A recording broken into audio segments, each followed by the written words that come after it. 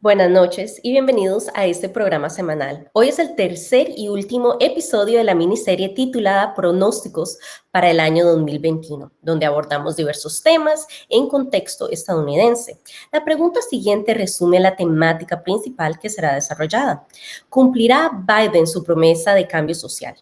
Hoy concluimos con este tema de ámbito social y claro, los quiero invitar a que comenten, compartan, si tienen alguna pregunta, con mucho gusto se la responderemos en los comentarios. Hoy nos acompaña la doctora Campos Medina, que es académica y analista política para la prestigiosa Universidad de Cornell, también Claudia Rodríguez de Latino Decisions y Mari Corejudo, directora de LULAC en la Florida. Muchísimas gracias por acompañarme hoy. Muchísimas gracias por la invitación. Gracias. Claro. Empezamos, bueno, de una vez, lo del presidente, aunque Trump ahora es un ciudadano privado, continúa siendo una figura fuerte para la retórica de la derecha extrema. En su opinión, con su ausencia en la Casa Blanca, ¿disminuye el fanatismo? Si quiere empezamos por la doctora y después damos vuelta. Bueno, yo pienso que el expresidente, todos esperamos que seguiría parte de la retórica política de este país, ya que él ha levantado un movimiento ultraderechista, nacionalista en este país, en el cual él va a seguir jugando un papel importante en mantener ese activismo. Afortunadamente, desafortunadamente, esa es una realidad que siempre ha existido en este país. Partes de nuestro grupos políticos que son conservadores, que son radicales, que son nacionalistas, han existido siempre, pero nunca habían tenido el megafono de un presidente dándole fuerza. Lo que esperamos nosotros es que regresemos a un nivel de estabilidad de debate político en el cual las fuerzas que quieren hacer convenio, que quieren hacer avanzar soluciones pragmáticas a la economía, a los temas sociales, van a tomar el mainstream del debate político y que regresaremos a un proceso de hacer la política que haga resultados económicos para la población. Esa parte pienso que se va, primero Dios, no va a ser el centro del enfoque político y que vamos a regresar a un proceso de hacer de más debates razonables y debates con propuestas legislativas que las cuales están dándole alivio a la gente y a sus necesidades económicas de salud en este país. Y ojalá que el Partido Republicano vuelva a ser un partido de política pública, no solo de intereses limitados a los extremos de la derecha en este país. Claro. Mari. Sí, yo, como ella dijo muy bien, yo estoy muy decepcionada con... Se nos cayó Mari. Bueno, Claudia, si nos quisiera dar su opinión. Sí, bueno, definitivamente creo que al plazo corto ya ha hecho una diferencia enorme en que los medios se enfoquen en la nueva administración y en los planes que tiene el presidente Biden para el país. Con la ausencia de Trump en la Casa Blanca, creo que ya algunos de sus seguidores ya se están dando cuenta que al fin su término ya se acabó, ya se está convirtiendo en algo más real. Y bueno, con su ausencia, francamente, en las redes sociales, obviamente por razones de seguridad, creo que ha funcionado bastante en disminuir este fanatismo y en prevenir otra tragedia como el caos de los protestantes en el Capitolio. Así que a plazo corto ya he visto creo que esa diferencia y como mencionó la doctora Medina, creo que traerá varios cambios en cuanto a cómo los políticos se tratan, en cuanto a debates personales, así que para mí sí ha hecho mucha diferencia. Totalmente. Se nos volvió Mari, entonces justo. Sí, se nos fue. Bienvenida. Lo de nuevo esto del internet, imagínate. Pero estaba comunicando que estoy un poquito decepcionada porque, como ella había mencionado, necesitamos que los republicanos asuman su responsabilidad. Nuestra democracia depende de estos dos partidos, de tener personas que le importe la democracia.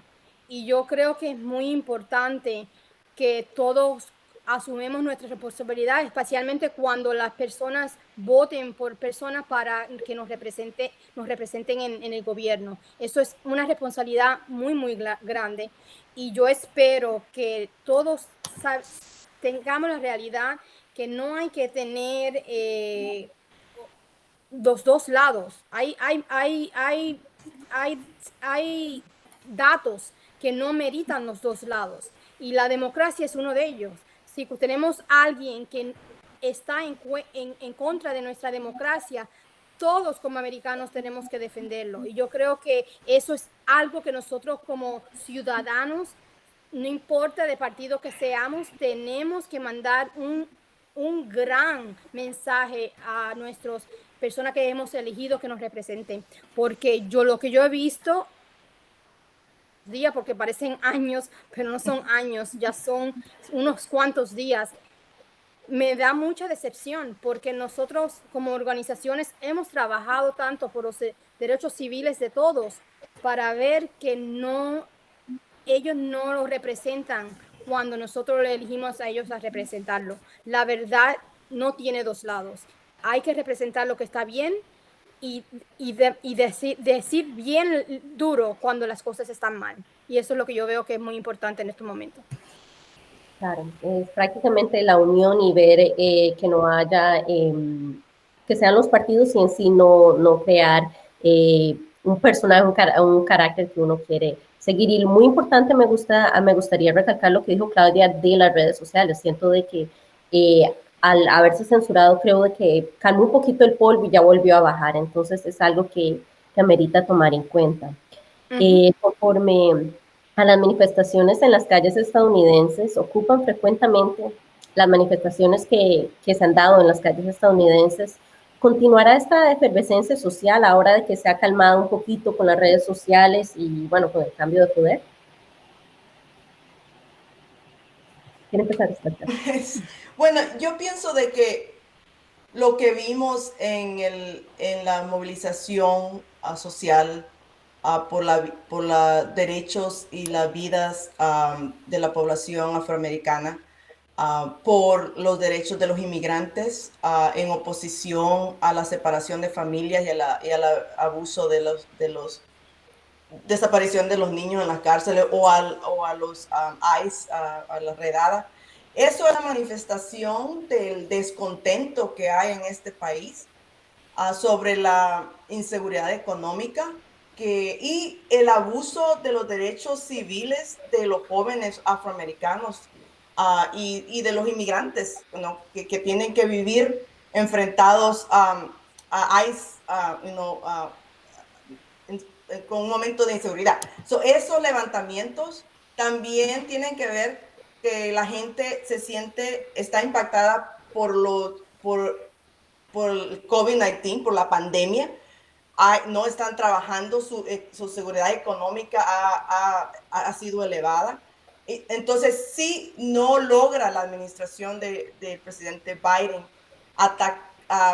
poner programas que solucionen las necesidades inmediatas de la población en cuanto a lo económico y en cuanto a la justicia social.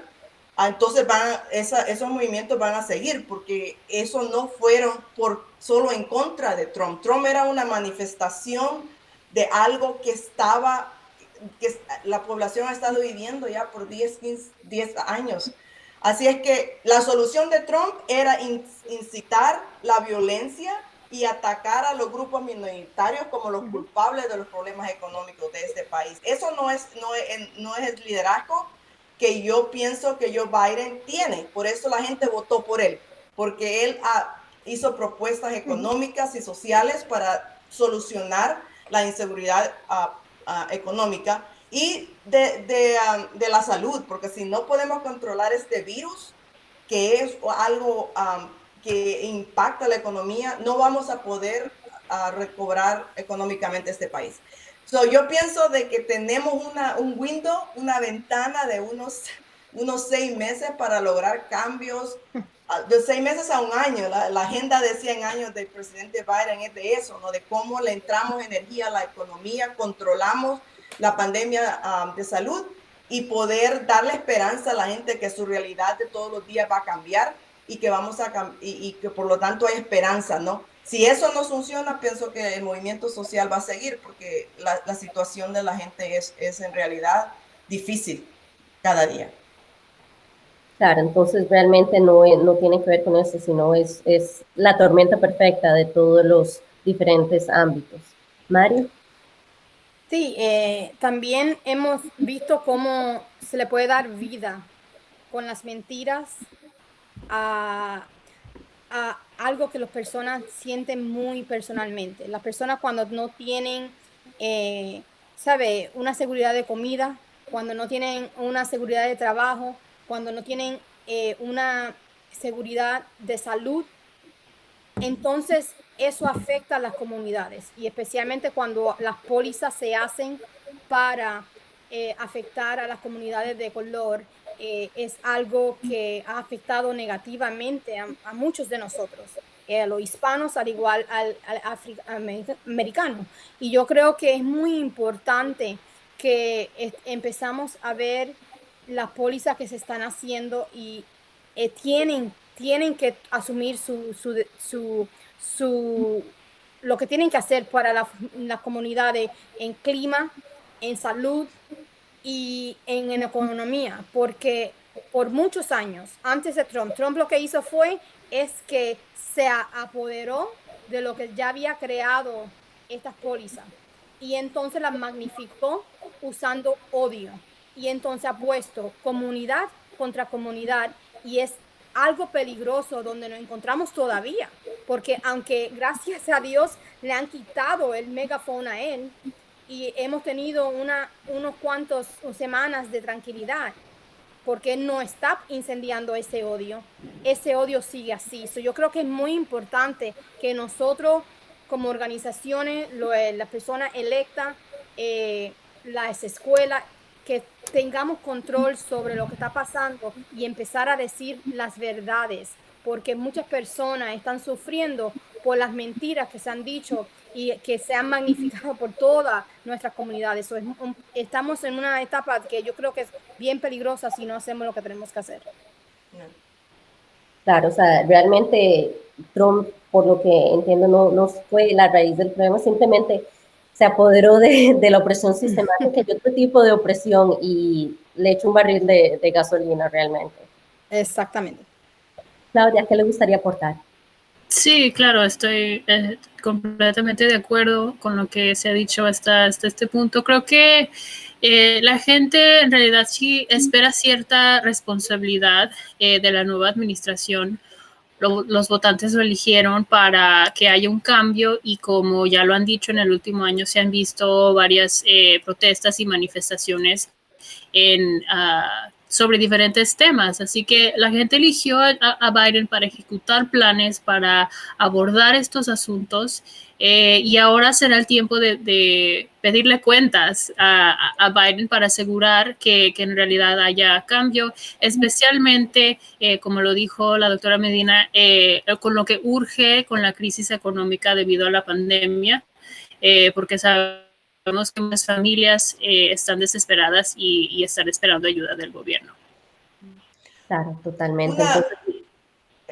Algo que me gustaría añadir, porque yo pienso que sí, muchos de los que votaron por Biden votaron por su récord de poder buscar soluciones a los problemas más difíciles y su promesa de que iba a tratar de buscar el camino medio con el Partido Republicano. Sin embargo, el Partido Republicano está estagnado en estos momentos y no ha decidido si va a ser un partido político que va a a gobernar. Parece que todavía están estancados en querer ser un partido de contienda electoral. Tenemos que entrar en un proceso de gobernación. Y lo que los activistas tienen que hacer, y esto es algo que, una de la coalición que eligió a Biden, ¿no? Que ha sido la coalición de medio y la coalición de Bernie Sanders, que son los más progresistas del Partido Demócrata. Esa coalición tiene propuestas concretas de qué es lo que quieren que se logre. Sin embargo, sí, vamos a sacarles cuentas al presidente Biden, pero no es solo a Biden que le tenemos que sacar cuentas. Tenemos que sacarle cuentas al Congreso, al congresista demócrata y a los congresistas republicanos, pero también no tenemos que solo decir es responsabilidad de Biden, porque Biden es solo una parte de nuestro gobierno.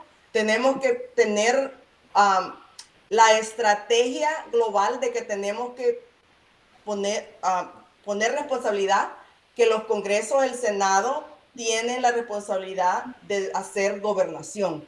Así es que las movilizaciones que van a haber para poder lograr las prioridades legislativas, creo que se van a tener que hacer como lo hicimos después que Hillary Clinton perdió, que hubo 4 años de movilización en los distritos de los senadores que estaban estancados y que no querían votar por ciertas cosas. O va a tener que ser una movilización constante en los distritos para poder lograr que algunos republicanos se vuelvan responsables a gobernar y que podamos lograr consenso, porque ahorita estamos 50-50 en el Senado y tenemos que lograr que unos 10 más senadores se vuelvan para poder ser responsables en este proceso.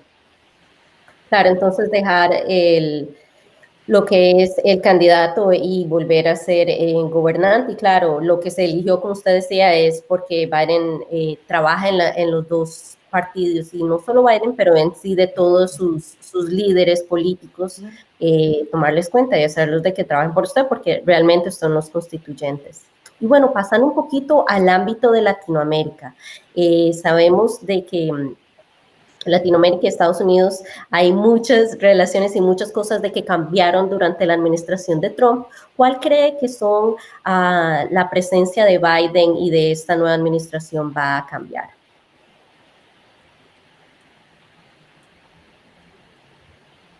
No sé. Usted, doctora. No sé, Mary o... No, bueno, yo pienso que por lo menos ser una persona que enfrenta los obstáculos como una persona que tenga un corazón. Yo creo que antes se hablaban de estos países como si fueran países extraños y países malos. No enseña nuestra humanidad. Y yo creo que ahora por lo menos tenemos representación donde podemos empezar a hablar de los diferentes problemas que están ocurriendo de una forma que usa humanidad.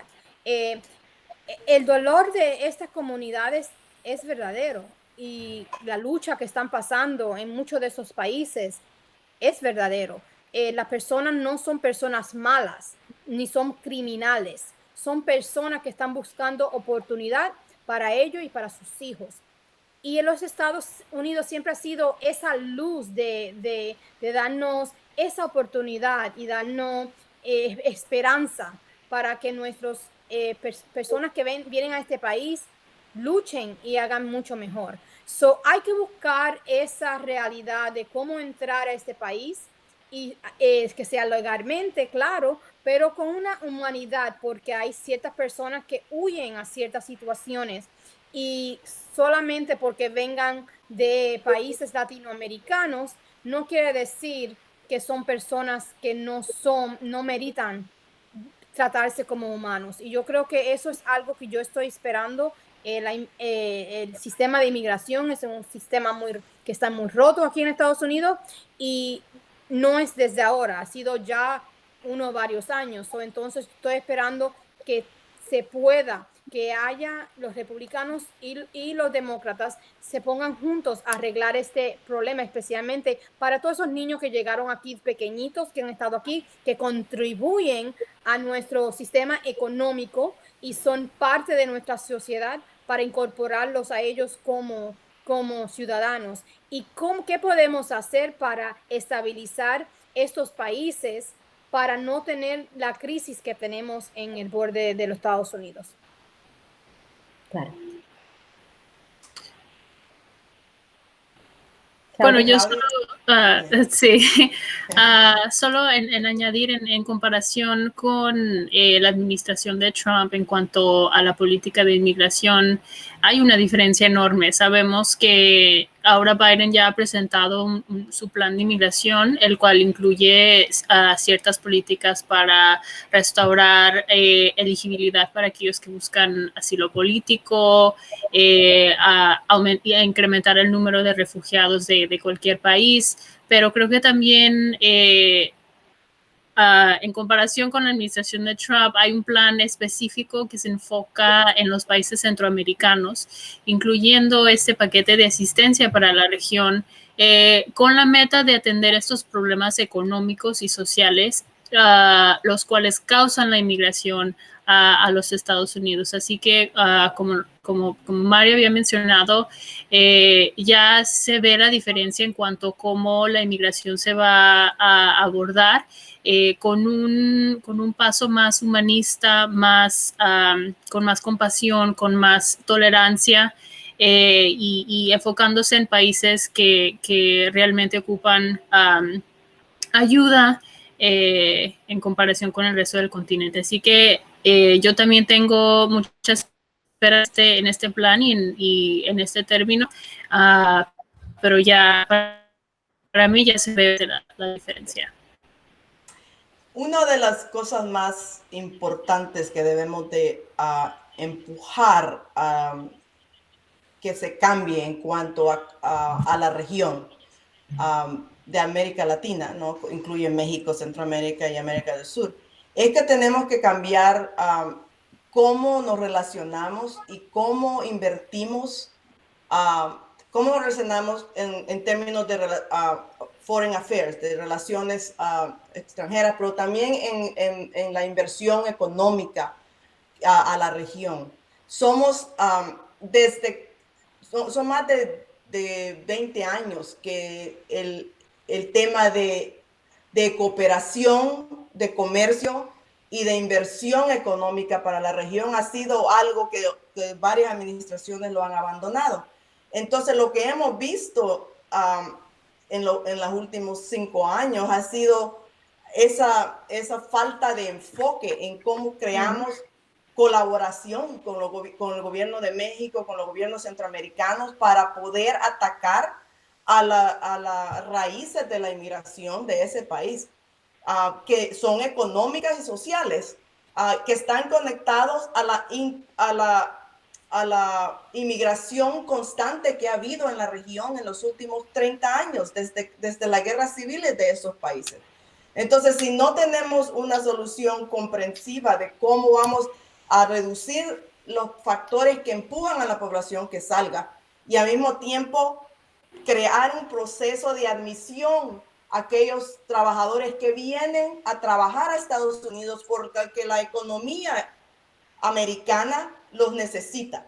Sí. Uno de los errores más grandes que en el debate,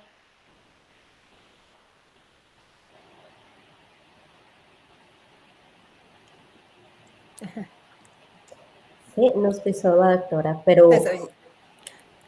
Pero, y yo quería añadir un poquito también de que representación importa.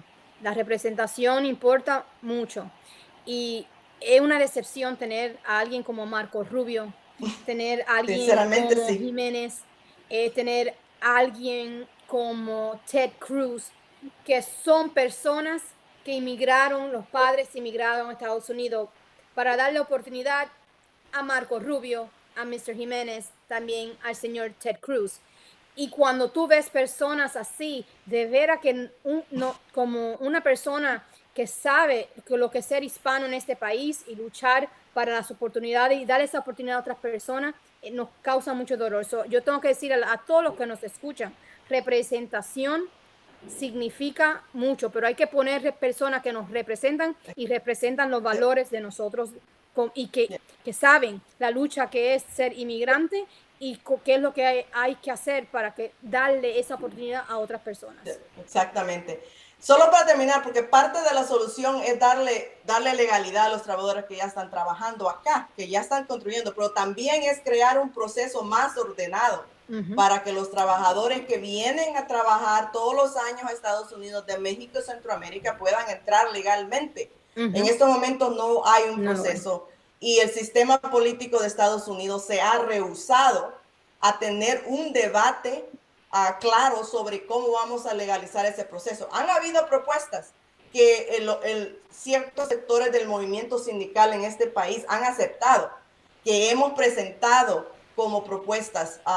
Lo más cercano que llegamos fue cuando George Bush y Vicente Fox a un tratado de trabajadores entre México y Estados Unidos. No hemos avanzado en ese debate y yo creo que como personas que estamos interesadas en solucionar el problema de la falta de documentos para los trabajadores de nuestra región, tenemos que avanzar ese debate, de que no se va a terminar, porque Estados Unidos, a la población sigue envejeciendo y necesita trabajadores, o la economía sigue trayendo trabajadores y tenemos que buscar una manera de crear un proceso legal para que estos trabajadores puedan venir a trabajar y regresarse.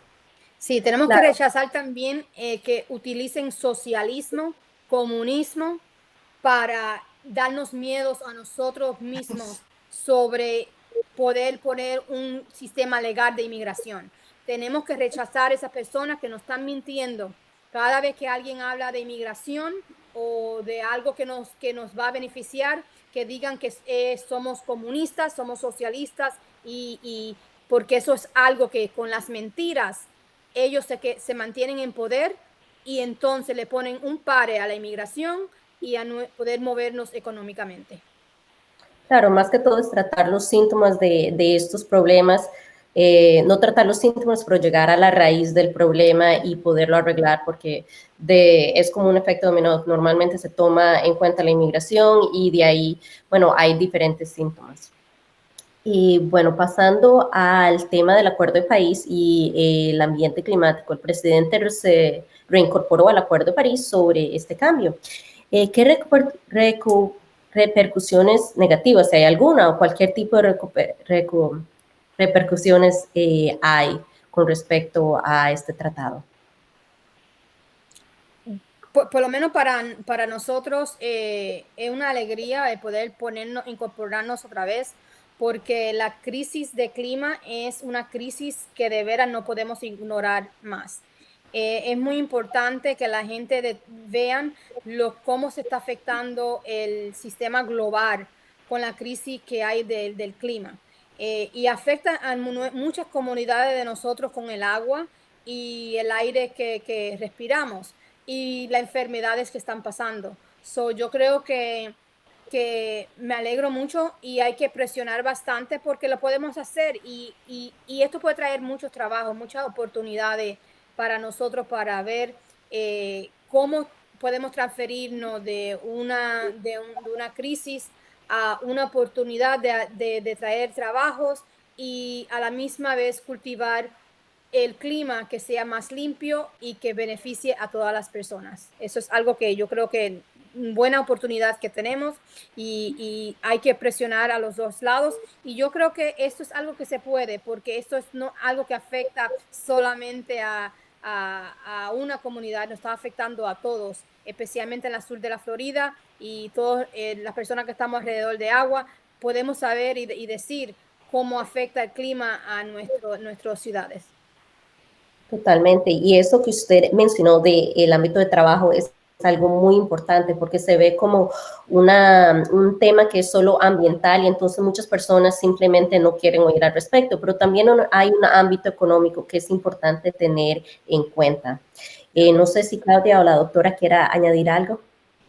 Sí, creo que esta decisión es una de las menos controversiales comparada con algunas otras políticas, especialmente porque la mayoría de los votantes apoyan una agenda firme de políticas climáticos que promueve los objetivos de lo que se dice justicia ambiental.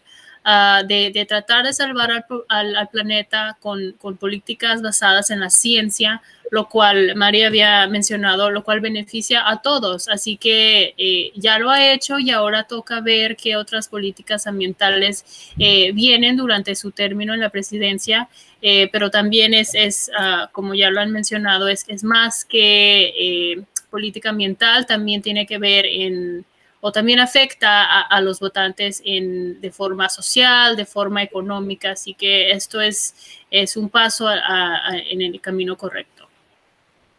Una de lo más interesante que vamos a ver, pienso yo, a corto plazo, saliendo de la administración de Biden, es la inversión en los green jobs, ¿no? Trabajos en la energía nueva, en la energía solar, en la energía del viento. Y el tipo de capacitación, entrenamiento para las nuevas oportunidades que van a haber en ese sector, la tecnología que está avanzando grandemente en cómo capturar la energía del sol y transferirla para que podamos cambiar nuestro national grid. Esos son inversiones inmensas que pueden crear miles y miles de nuevos empleos. Hay oportunidades para la gente trabajadora. Eso es algo que hemos estado esperando por mucho tiempo. Y esto no se crean empleos, ¿no? Se crean nuevas oportunidades para la gente, pero también va a crear la oportunidad de cambiar patronos de consumo en lugares como, por ejemplo, Puerto Rico, que ha sido destruido por los huracanes, que en este momento no ha recibido el nivel de inversión federal, pero que a nivel local hay muchos innovación de las comunidades que están innovando y están tratando de regresar a cómo cosechar sus propios productos localmente, cómo enfocarse a reducir exceso en gases.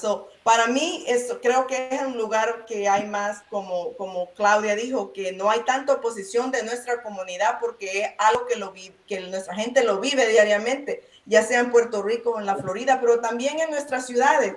Cuando vienen estos huracanes, son nuestros vecindarios los que se inundan, son nuestras casas las que se caen, son nuestros niños que en las ciudades no tienen acceso a agua limpia y tienen problemas con acceso a agua, que es algo esencial en la vida y que estamos viendo eso en Estados Unidos.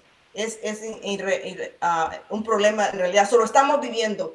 Gente en el Bronx está tan preocupada por el climate change como lo está la gente en Puerto Rico.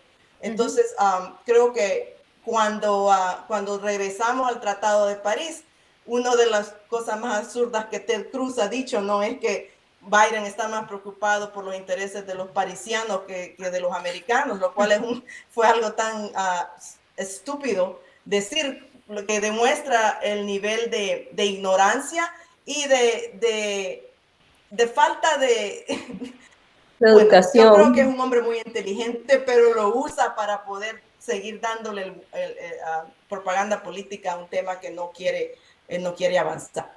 Así es que yo estoy muy excited, como se dice, hay mucha oportunidad en ese sector en el cual nuestros jóvenes pueden entrar y desarrollar y ser parte de la creación de nueva tecnología y resolver problemas bien serios que tenemos en nuestras comunidades que han sufrido por muchos años por el abandono de la inversión y por la falta de justicia en el clima. Totalmente, realmente si vemos las respuestas que ustedes nos han dado, es un pronóstico beneficioso en este aspecto. Pasando a la pandemia, sabemos que es un tema extremadamente politizado acá. Sin embargo, la administración actual ha tomado esta emergencia de salud muy en serio y esto afecta a parte de la población que no está de acuerdo con la medida. ¿Qué nos pueden comentar al respecto? Yo creo que es un crimen. Si tú estás mirando ahora todo lo que está pasando con las vacunas y lo que hizo la administración anterior de no tener puesto un plan federal para asistir a todos los estados y a Puerto Rico y a los territorios. Y yo creo que nosotros sabíamos que había algo mal porque el presidente no tomó en ese tiempo, no tomó esta pandemia por lo que era una crisis y tantas personas han muerto y eso no fue suficiente. Todavía estamos en un lugar del limbo de lo que está pasando con las vacunas y entonces estamos esperando que este nuevo presidente saque las vacunas de algún lado y eso no va a pasar así porque todo tiene que ser manifestado, todo tiene que ser organizado, todo tiene que ser llevado a los estados.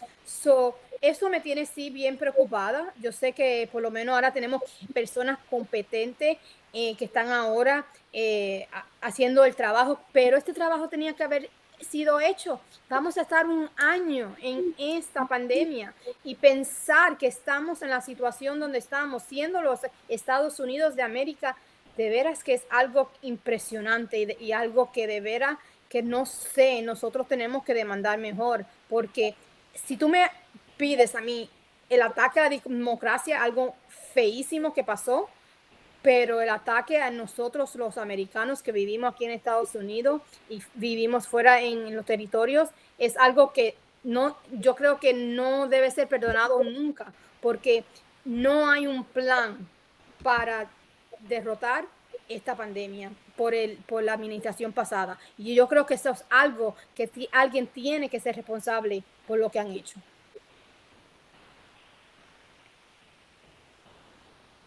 Yo estoy totalmente de acuerdo con Mari porque simplemente es una crisis de salud pública. Y cuando hay una crisis de esa magnitud, deberíamos de haber tenido un plan federal en el cual hubiera mandatos a cada estado de cómo manejar la crisis pública y mandatos a las compañías de salud a que pudieran poner todos sus esfuerzos a servicio de controlar la crisis pública. Pero no tuvimos eso. Por 9 años lo que tuvimos fue falta de información, mentiras, dándoles opciones, politizando el tema. Eso ha causado que estemos en esta crisis ahora y sinceramente tenemos que regresar a un momento de responsabilidad como ciudadanos hacia otros ciudadanos. La salud pública no es algo que es mi opción nada más, porque si yo me enfermo a otros. O tenemos que empezar a tomar responsabilidad como miembros de una comunidad que se llama Estados Unidos. Y eso creo que el enfoque del presidente Biden desde que entró ha sido eso. Si tú te pones una máscara no solo por ti mismo, sino por tu comunidad. Y regresar a un enfoque de salud pública, lo que determina que no es opción no hacer algo que te va a mantener a la comunidad saludable. No, mucha gente no lo quiere hacer. Para mí tiene que haber repercusiones por no hacer, por no seguir las líneas públicas, porque si no controlamos esta pandemia vamos a seguir sufriendo y tenemos que tratarlo basado en la ciencia y dejar que los expertos nos digan cómo vamos a solucionar. Ya tenemos que parar de politizar este tema y tenemos que dejar que los doctores y los expertos y los científicos nos digan cómo vamos a salir de esta tragedia, porque ya es una tragedia nacional. Totalmente, es un tema que no debería ser politizado. Claudia. Sí, no, definitivamente. Sabemos que el tema de prioridad lo más importante para los votantes al tomar su decisión sobre por quién votar, sin duda fue por la pandemia, por el coronavirus. Así que el hecho de tener una administración, como tú lo has dicho, Rita, que ha tomado esta emergencia de salud muy en serio, creo que le da alivio a muchas personas que también están tomando esto en serio y esperan más ayuda y liderazgo del gobierno. Y bueno, en cuanto a la minoría, porque creo que no, definitivamente no son la mayoría de personas que no están de acuerdo con las medidas de prevención, que tal vez no les haya afectado tanto como a otros, creo que esta administración está dejando claro que las medidas se toman por el bien de la población entera. Así que ya el hecho de que ya hay un plan para esta pandemia ya es bastante diferente del liderazgo de la administración previa, que como ustedes lo han dicho, no tomó esta emergencia seriamente. Así es. Bueno, si pasamos un tema de educación, muchos estudiantes optan la escuela en línea, a distancia, diferente de otras generaciones, ya que otra secuela de esto de la pandemia ha tomado lo que es los estudiantes. ¿Qué cambio a largo plazo puede retener esta generación de estudiantes? Como educadora te puedo decir, esto ha sido un año horrible para nuestros niños de cualquier edad, desde más pequeñito hasta grande, porque no están compartiendo con otras personas. Esto es algo muy difícil. Los niños aprenden, donde más aprenden es cuando están con otras personas, cuando están con otros niños. Parte de la salud es parte de eso, es poder compartir y estar fuera de su casa y mentalmente hacer todo esto. Pero yo creo que muchos líderes están enfocados en algo totalmente incorrecto. Primeramente tienen que invertir en la escuela pública. Y tú no ves, en Estados Unidos es tan difícil. El 99% de los niños, más del 90% de los niños van a la escuela pública. Sin embargo, muchos legisladores, por lo menos aquí en la Florida, le quitan dinero a la escuela pública para dárselo a niños que van a escuelas privadas. Y yo creo que es un error muy grande, especialmente durante esta pandemia, donde tenemos que enfocarnos para ayudar a estos niños porque las cosas no están normales. Los niños están aprendiendo en una computadora y nosotros estamos aquí, ya viste los problemas que el internet se nos va, tenemos que regresar. Eso no es una forma que nuestros niños aprenden. Los niños necesitan estar en clase, pero para estar en clase tienes que invertir en nuestras escuelas. Aquí, por lo menos en la Florida, el gobernador no puso a las maestras en las listas para coger vacunas. Eso es algo que imperdonable. ¿Cómo tú no vas a poner a tus maestras cuando están todo el mundo está en las escuelas abiertas para ayudar a los niños? Y entonces no quieren invertir en poder poner esas pausas que podemos para tener a nuestros niños saludables. Lo otro es que tenemos una obsesión con exámenes, que este no es el tiempo de estar enfocado en los exámenes de los niños. Los niños han perdido aprendizaje y nosotros los maestros tenemos que enfrentar esa realidad. Y después de esta pandemia, porque los niños salen, están en cuarentena, después regresan, alguien se le enferma en su familia, hay una interrupción constante en la clase. Estar enfocado en esos exámenes es un crimen para esos niños. Yo creo que es muy importante que le pongamos atención a lo que está pasando en la casa de nuestros niños, porque ellos están viviendo esto. Y muchas personas dicen, ay, no le está afectando a los niños. Ellos no saben eso porque nadie ha hecho ese estudio. Pero los estudios que están haciendo están notando que esto es un daño permanente que le estamos haciendo a los niños. Yo creo que después que quedarse en casa o trabajar, lo cual le daña su crecimiento económico durante su vida, porque no tienen la opción que yo tengo como profesional de trabajar de casa.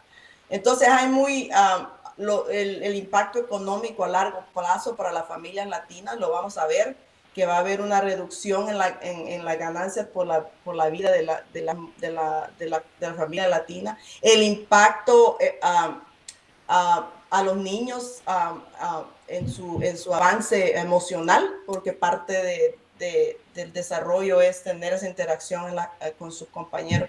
Todas las cosas que no las estamos viendo. Otro tema que es importantísimo es que los niños que están siendo impactados por la enfermedad de COVID, la mayoría son niños latinos porque viven en comunidades pobres, que las familias no tienen la posibilidad de separarse cuando se enferman.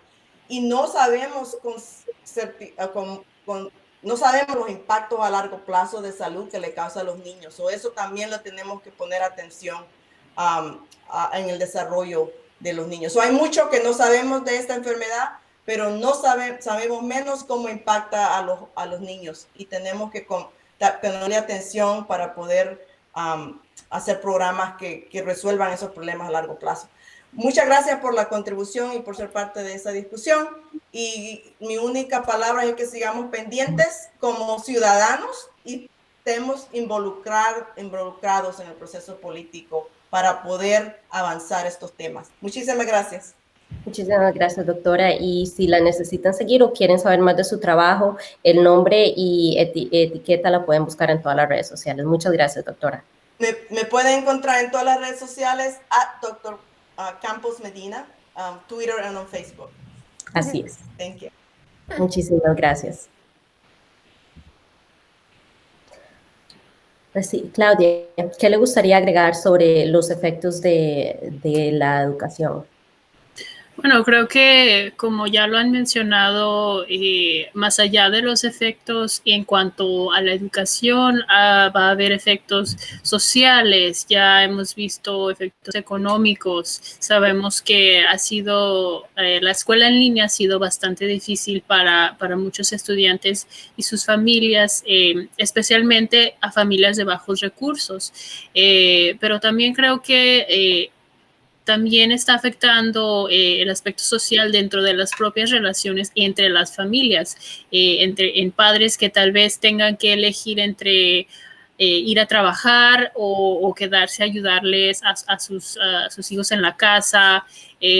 Ha sido, en realidad, la pandemia afectado esto bastante, y creo que las escuelas en su plan nacional de regreso a clases en persona tienen que proveer estos recursos a estudiantes en cuanto a ayuda adicional, en cuanto a ayuda emocional, proveer estos recursos, y creo que también debe de ser parte del plan de la administración, la nueva administración de Biden, que tenga en mente estos efectos, especialmente para familias latinas y para familias de bajos recursos. Qué importante lo que usted está mencionando de que, claro, está afectando la manera que los niños estudian y todo, pero también en el núcleo familiar, que, como decía Mari, no sabemos los estudios a largo plazo, no sabemos lo que va a pasar, pero sabemos de que hay un impacto muy grande. La población de bajos recursos y minorías ha sido desproporcionadamente afectada en varios ámbitos por la pandemia. En su opinión, ¿cuáles son estos efectos a largo plazo que podemos ver o podemos esperar? Sí, creo que, bueno, para empezar, creo que esta conversación, esta pregunta es bastante importante, y tenemos que seguir haciendo esta pregunta en los años que vienen. La pandemia ha afectado duramente, como lo hemos dicho, a la comunidad latina, a la comunidad afroamericana en cuanto a la salud, y esto lo sabemos por parte de los datos de la CDC. Pero aparte hay efectos sociales y económicos. Sabemos bien de que durante la última recesión económica en el 2008 y 2009, y el plan de recuperación en los años después, la recuperación para familias latinas fue súper lenta en comparación con otros grupos, y miles de familias nunca lograron recuperarse a niveles anteriores. Así que los efectos de la última recesión dejó a una generación bastante limitada por lo menos en el aspecto económico. Y esto, si miramos en la historia, esto nos deja saber que hay que tener esto en mente mientras se forma un plan de recuperación económico, de salud, de varios aspectos, para ayudar a familias de bajos recursos, porque sabemos que en la historia nos ha dicho que la recuperación ha sido bastante lenta para estas familias. Así es, tienen que ser más afectadas. Mari, ¿algo que le gustaría agregar? Sí, tenemos que reflexionar la equidad que no hay con nuestras comunidades, porque nuestras comunidades están en la línea enfrentando esta pandemia. Son las personas que están trabajando para nosotros poder tener comida, son las personas que están trabajando en los lugares donde estamos recibiendo nuestras vacunas, donde estamos recibiendo nuestros exámenes. Nuestras comunidades son las más afectadas, y eso yo creo tenemos que reflejar en eso y saber que esta pandemia nos va a afectar en una forma más que a las demás, porque nuestras personas son las personas que están enfrentándola en estos momentos. Por eso nuestras comunidades han sido afectadas tan negativamente, y nosotros tenemos que luchar para que las ayudas estén ahí. Tenemos que reconocer cuáles son las ayudas que vienen del Estado y del federal, porque el gobierno federal puede dar muchas recomendaciones, pero los estados tienen muchas, son los que gobernan sus propios estados. Tenemos que tener conciencia en eso cuando estemos pidiendo, pero económicamente hay que ver que las pólizas que se hagan no afecten por darnos ayuda y no mantenernos más atrás de que esta pandemia nos está haciendo en estos momentos. Perdón. ¿Algún tema que les gustaría tocar que tal vez no hayamos discutido? Perdón. Bueno, para mí yo creo que algo que yo espero que se pueda lograr en el Congreso y en el Senado es lo que se llama el HR1, que es el John Lewis Act, y en el Senado creo que ya le dieron un número, que es el 1. Una de las cosas que puede traernos equidad a nuestras comunidades es lo que están tratando de hacer para que nosotros sacar todos esos intereses en el voto. Puedes ver ya que el estado de Arizona y el estado de Georgia, donde muchos latinos se incorporaron esta vez y hubo un cambio, están poniendo otra vez leyes para que las personas no se les haga tan fácilmente votar. Y esa es la respuesta. En vez de tratar de ganarse nuestro voto, lo que hacen es que lo hacen mucho más difícil para que nosotros podamos votar. Yo creo que tenemos que estar vigilando lo que está pasando, pero tenemos la oportunidad de que pasen eso, y hay que ponerle presión a nuestros senadores para que lo hagan y sacar el dinero oscuro de la política. Yo estoy tengo mucha esperanza de que puedan pasarlo y una vez traer equidad en nuestro voto. Así es, muy importante de no solo pensar en las elecciones, en las votaciones, en el momento que se acercan, pero también ese proceso se lleva tanto tiempo que siempre hay que estar pendiente. Así que urjo a la audiencia de que se mantenga pendiente. Claudia. Sí, para mí también ese también era mi mensaje de seguir aplicando presión, porque muchos piensan que ya con la elección, ya con este cambio, ya se solucionó todos los problemas que habían anteriormente, pero no, los problemas sociales no terminaron con esta elección. Ya se ha logrado un cambio de administración y creo que ahora es el tiempo de seguir exigiendo este cambio que nuestras comunidades esperan, pero más para mí lo que yo quiero ver es más participación política de parte de jóvenes, de los votantes jóvenes, porque sabemos que los votantes jóvenes son, o dentro de la comunidad latina, cada vez más son, cada vez cada año los votantes son más y más jóvenes, así que es bastante importante de seguir aplicando esta presión, pero también de seguir motivando a los jóvenes a mantenerse incluidos en la política. Hay una percepción de que el interés de una persona en la política tiende a subir después de los 30, sin embargo, esta generación parece estar más involucrada en la política y es bueno de que se continúe esta práctica, como dice usted. Claro. Bueno, les quiero dar muchísimas gracias a ustedes. Si quieren saber un poquito más de su trabajo, la audiencia, ¿dónde los pueden encontrar? Bueno, nosotros el lulacflorida.org es nuestro website y ahí está toda la información, cómo se pueden comunicar con nosotros y todo eso. Y lo que tú dijiste es muy, muy, muy válido y la verdad tiene mucho mérito. So, por favor, cuando oigan algo, verifíquenlo y sigamos luchando por cada uno. Muchísimas gracias. Claudia, ¿dónde pueden encontrar más de Latino Decision y toda la labor que hacen? Sí, para más información sobre estos temas pueden ir a nuestra página electioneve2020.com y también en las redes sociales Twitter, Instagram, @LatinoDecisions. Ahí también constantemente subimos más informes sobre diferentes temas. Así que muchas gracias también por la invitación y por esta conversación muy, muy importante. Claro, a la orden. Y bueno, a todo el mundo le invito a que esté pendiente al episodio de la próxima semana. Y muchísimas gracias por su colaboración y por sacar el tiempito para tener esta conversación tan importante. Gracias. Gracias.